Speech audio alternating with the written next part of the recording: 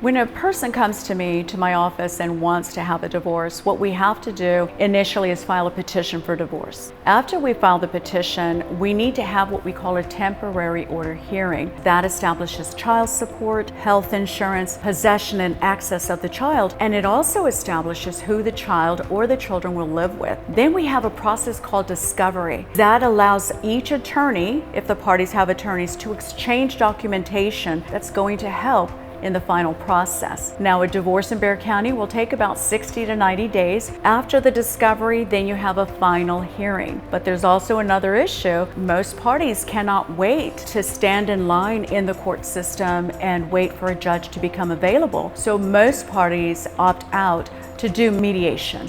Mediation is really important, and it possibly helps these attorneys deal with clients and help them to agree to some of the things that they possibly can do on their own without having court intervention. What I tell most individuals that come to my office to consider, make sure that's what you want to do. Don't go look for an attorney because you're mad or upset at your spouse. If you two can get counseling, then do the counseling first. If you have small children, everything you do is going to affect those children. So make sure that you know what you're doing when you want to go get a divorce. There are some counseling services that we offer when individuals come to me and they say, I'm not sure. If there's any family violence, my first instinct is to send the individual to go to counseling, especially if there's children. Those children have seen that. It will trickle down into generations to follow. So I always want to make sure that the services that I offer in the community is important for everyone that comes to my office, and that is essential and helpful.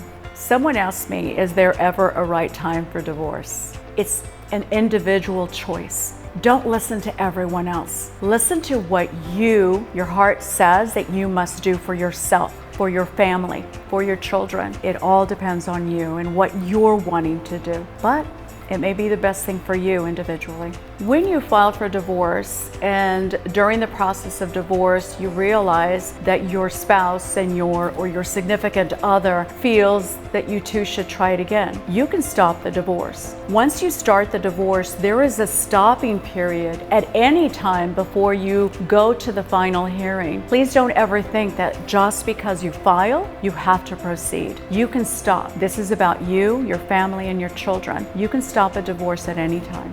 Some of the things that most individuals need to consider before filing for divorce is to try and figure out what your assets are. What is your property? Where is the money? Where are the saving accounts? You must know all of those things to prepare yourself effectively for a divorce proceeding. Those are important things.